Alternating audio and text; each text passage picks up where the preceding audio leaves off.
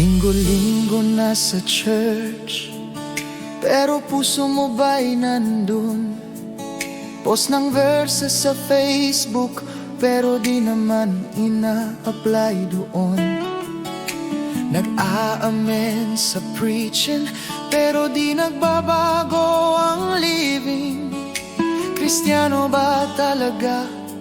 O Kristiyanong feelingon lang? Ayokong maging ganyan, Lord. Ayokong maging peke.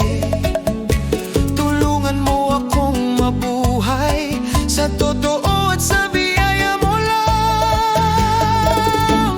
Ayokong maging Kristiyanong feelingon, na puro salita pero kulang sa aksyon.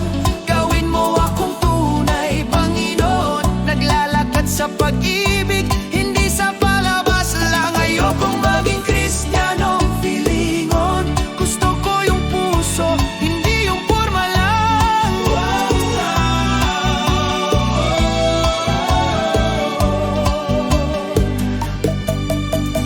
Minsan nagwo-worship loud, pero walang love sa kapwa. Magaling mag-quote ng verse, pero mabilis manghusga.